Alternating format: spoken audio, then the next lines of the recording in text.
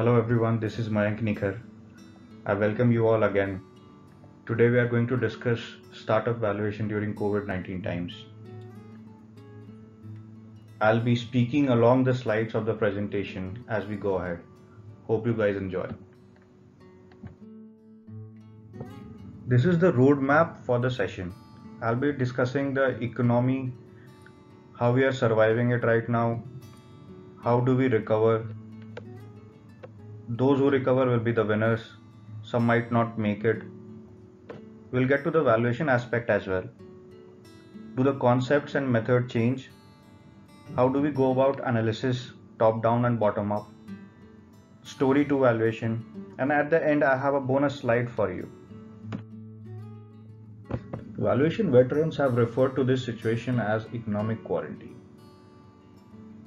When you look in the past and you analyze the Great Depression or the financial crisis, you realize that there were some economic faults committed by the banks or the financial institutes, which resulted in a slowdown.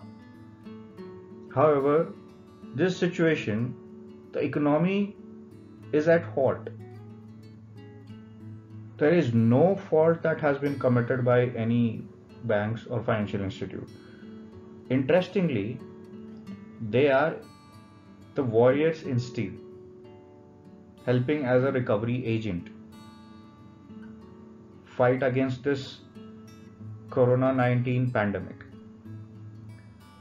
We'll have to look at this slowdown from the supply and demand side as well. The earlier slowdowns were because of the demand side problems compared to today's slowdown, which is purely a supply side problem.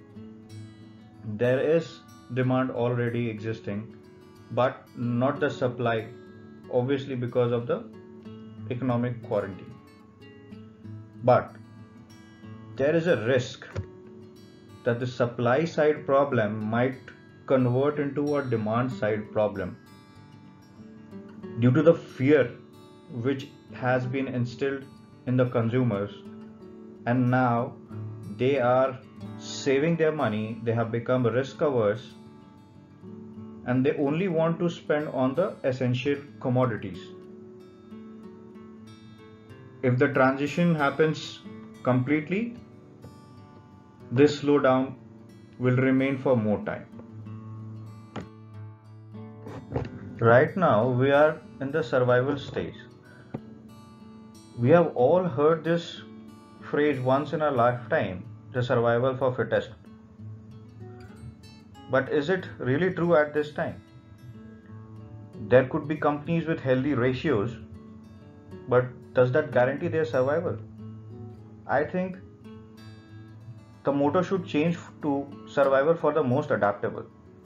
Those companies which can scale up and down more conveniently than others.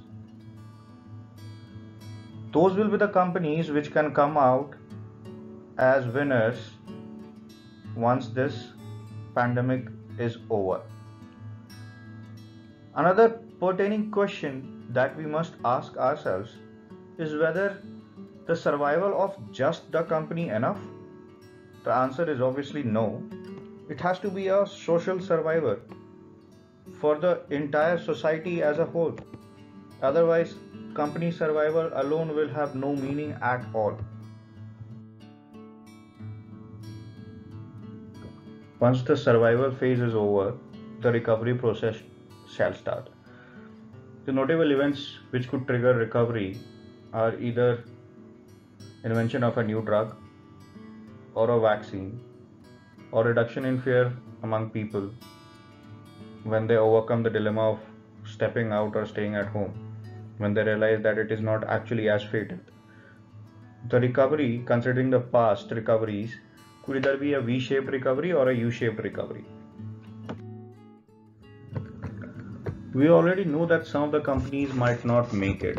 Those which can adapt quickly, those which can scale quickly, both up and down, will have a better chance to become the winners. Low capital intensive companies which can work from home, can be expected to perform better than the companies which have a higher net debt ratio, which have a higher fixed cost percentage in the total cost. Banks are also at risk here. What will happen that when the companies delay or default in honoring payments of the bank's income will be delayed. But if it continues for a longer period of time, the banks are going to take the hit too. Now we come to the valuation part of it. Many jumped guns claiming that the valuation cannot be done at such times. Many believed that valuation is just a plug and play exercise. Some people have developed models, some have developed softwares. While I am a firm believer of automation, but the models and the softwares will not give me answers to my unstructured problems. Anyone who has played chess online is aware of the brilliant move analysis. What happens is that the chess engine analyzes every move of the players and then allots it a best move, better move, good move category. But in case players play a move which has not been predicted by the engine and eventually turns out to be a better move than the best move of the engines categorize them as brilliant moves. Why I am telling you this is because there's no substitute to brainstorming. See, the models are just an interface between what you have discussed with the management, what you have understood of his company, of the promoters, their plan of action going forward, everything, and the same being put in a report in a descriptive manner. How do we handle valuation during this time? We'll have to fall back to basics.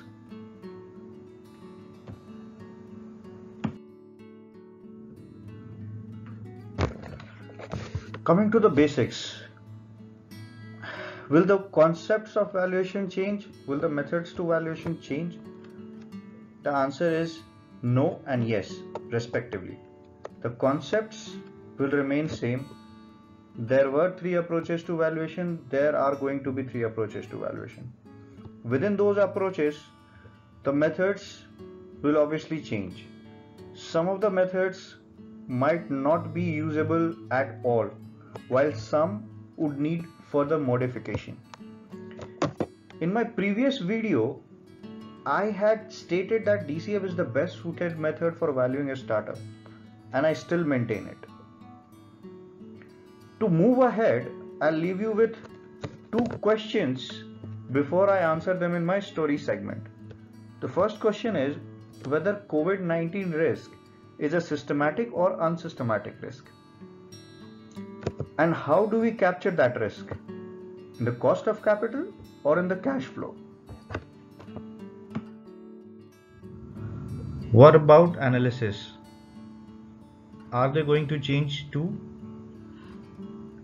For industry analysis, it's always better to have a top-down analysis.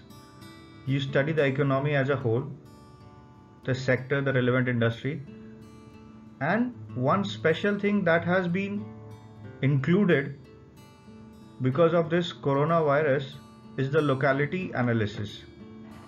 The locality analysis has gained importance because there could be some locations where the lockdown prolongs.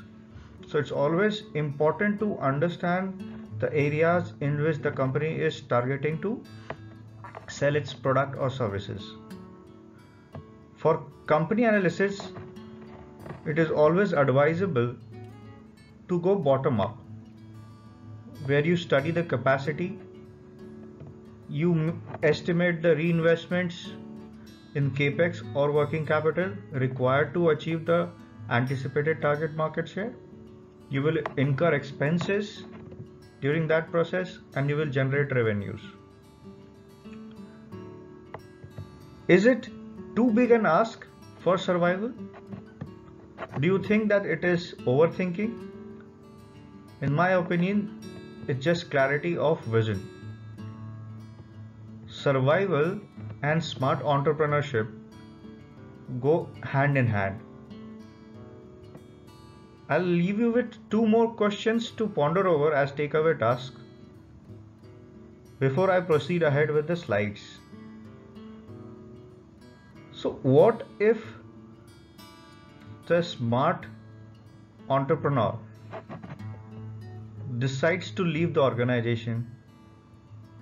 What are the chances that the projection that has been prepared based on these analysis might actually not be achievable and the expenses are not actually managed in the manner they have been projected? Now we come to the most important aspect of valuation, the story. The story of the company and the promoters about their operation and their future plans.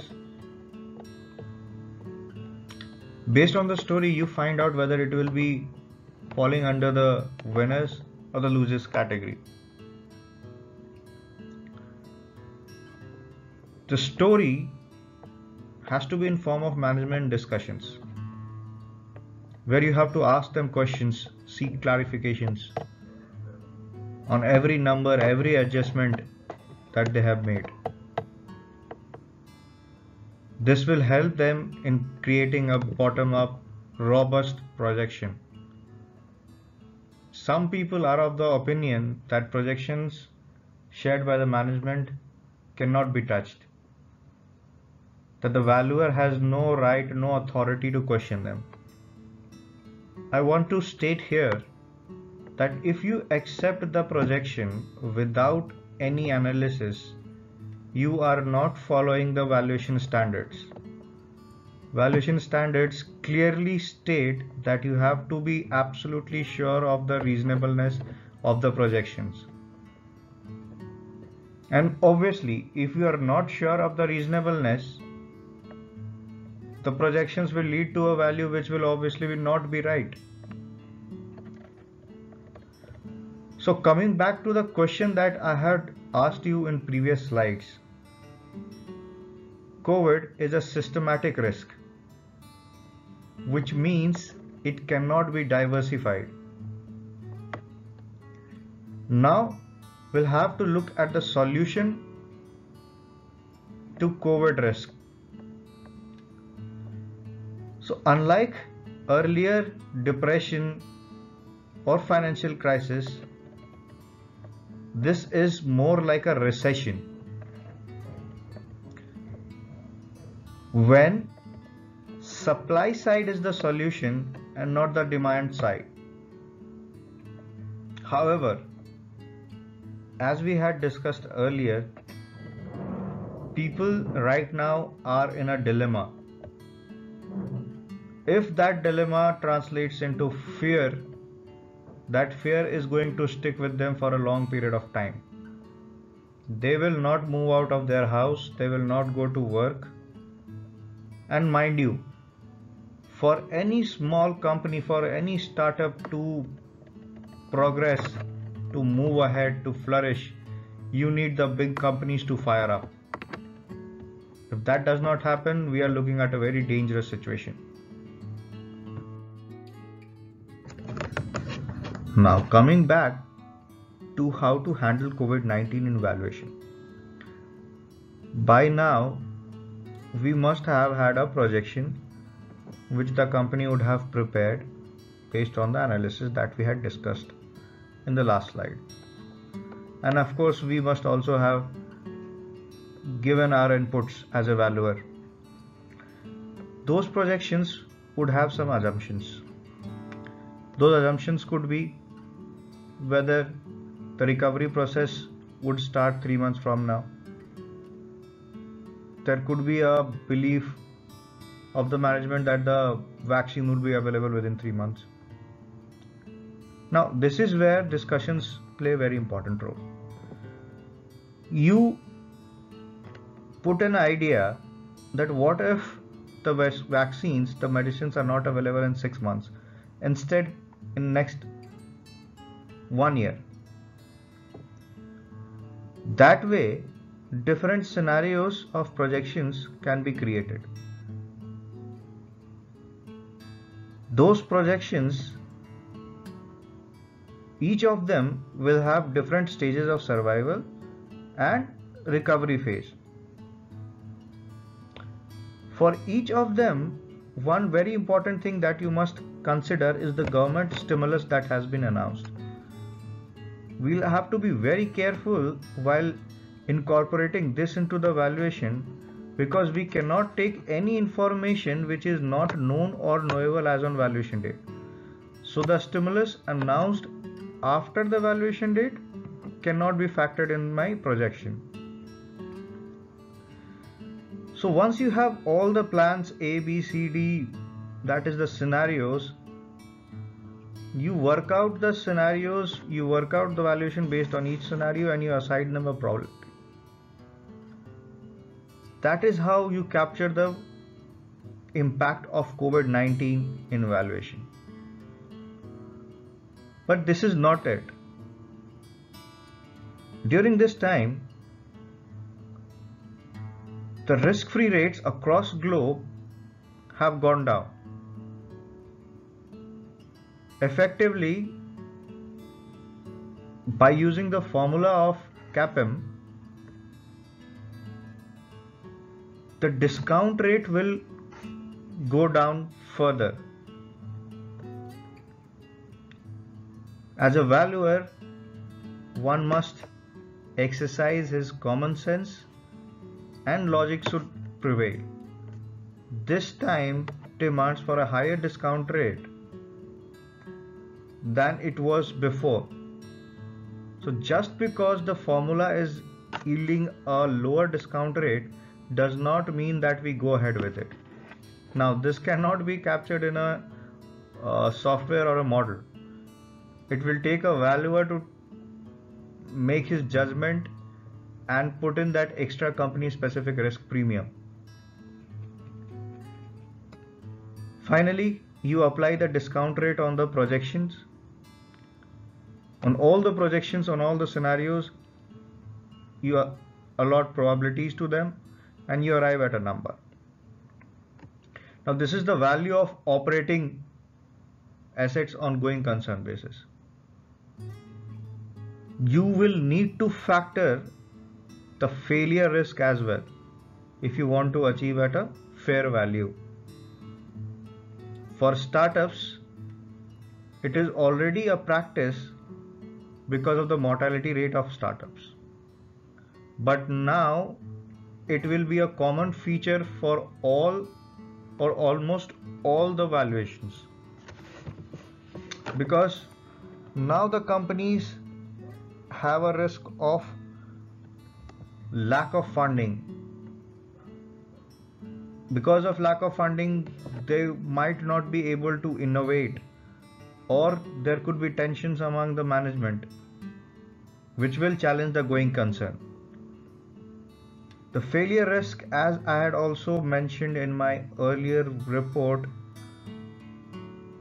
cannot be factored into the discount rate. It has to be factored explicitly on the going concern value. With that, we come to an end of our presentation, and this is the bonus slide that I was referring to. For any valuation enthusiast, Professor Aswath Damodaran needs no introduction. He's the Dean of Valuation. He's the professor the world listens to. I'll leave you here and let you enjoy the presentation that has been made by the professor, and we'll be happy to realize that we have covered almost everything that he has suggested. With that, this is Mayank Nikhar signing off. Hope everyone stays safe. Thank you.